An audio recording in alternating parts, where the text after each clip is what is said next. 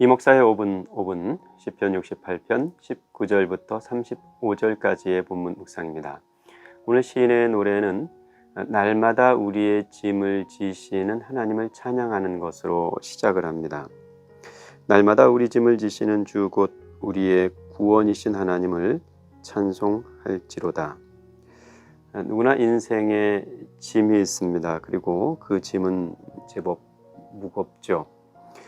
그 짐을 홀로 져야 할 때가 있고 그 홀로 져야 할 힘에 지칠 때쯤 인생은 외롭게 됩니다. 모래 위에 발자국이라는 오래된 글이 있습니다. 어떤 사람이 꿈을 꾸어 있는데 해변에서 주님과 함께 거니는 꿈을 꾸었던 거죠. 근데 문득 뒤돌아보니 해변 위에 찍혀 있는 발자국에 간간 한 쌍의 발자국만 남아 있는 것을 보게 된 겁니다.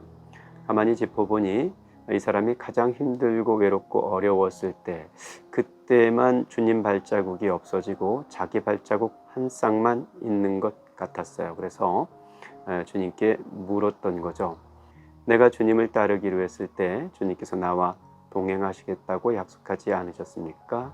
그런데 어째서 내가 가장 외롭고 힘들 때 발자국이 하나만 남아있는 겁니까? 그때 주님께서 대답하셨다죠. 저기 내 인생에 가장 외롭고 힘겨울 때 남아있는 발자국은 너의 발자국이 아니라 내 발자국이란다. 내가 너를 업고 간 거야. 시인 윤동주는 이 세상에서 가장 외로운 사나이가 예수라고 노래했었습니다. 예수의 십자가는 외로운 짐이었죠. 그런데 하나님께서 그 외로운 십자가를 예수에게만 남겨두지 않고 그 십자가에 하나님께서 같이 달리셨습니다. 이게 소위 십자가에 달리신 하나님이죠. 하나님께서 그 십자가에 달린 예수를 업고 그 십자가에 같이 달리신 겁니다. 시편 23편에는 이런 노래가 있어요. 내가 사망의 음침한 골짜기를 다닐지라도 해를 두려워하지 않을 것은 주께서 나와 함께 하심이라. 시인은 지금 그 노래를 잊지 않고 다시 이렇게 고백하는 거죠. 날마다 우리의 짐을 지고 가시는 하나님을 찬양할지니라. 그런데 문제는 현실의 벽은 여전히 두텁다는 겁니다. 바산의 높은 산들, 그 산에서 울려 퍼지는 암소들의 풍요로운 노랫소리와 황소들의 힘 자랑은 여전히 그칠 줄을 모르는 거죠. 그래서 혼동스럽습니다. 날마다 우리의 짐을 지고 가시는 하나님을 찬양하겠는데 현실의 저 높은 벽을 바라보다 보면 찬양이 쏙 들어갈 때가 있기 때문입니다. 세상은 여전히 불공평하고 바산의 저 높은 산들에서 울려 퍼지는 풍요의 노래와 황소들의 힘 자랑은 그칠 줄 모릅니다.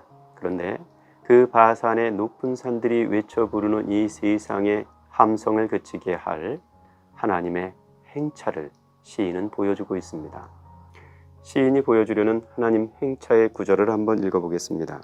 하나님이여 그들이 주께서 행차하심을 보았으니 곧 나의 하나님 나의 왕이 성소로 행차하시는 것이라. 하나님께서 행차하실 때 바산의 저 큰 산들의 머리 그 정수리를 쳐서 깨뜨리실 거라고 시인은 노래하고 있습니다. 오늘 시인은 날마다 우리의 짐을 지고 가시는 하나님을 찬양했습니다. 현실의 벽은 여전히 높아 보이고 그래서 날마다 내 짐을 지고 가시는 하나님의 함께 하심의 흔적이 흐릿해 보이기도 합니다. 그러나 시인은 이내 다시 하나님의 행차를 보여주며 하나님께서 날마다 우리의 짐을 지고 가신다는 그 노래로 돌아갑니다. 마치 관아에서 변사또가 춘향이를 채근할 때 아맹어사 출두요 하고 나타나시는 하나님의 행차, 신랑의 행차, 예수 그리스도의 행차가 탐관 오리들에게는 벼락 같은 일이 되고 춘향이에게는 부지개 같은 소식이 되는 것과 같이 하나님께서 행차하실 그날, 그때 우리는 날마다 우리의 짐을 지고 가시는 하나님이 단 한 번도 그 손을 우리에게서 놓은 적이 없다는 것을, 도리어 우리가 외롭고 쓸쓸하고 괴로울 때 우리를 업고 그 십자가의 길을 대신 걸어가 주셨다는 것을 똑똑히 확인할 수 있게 될 것입니다.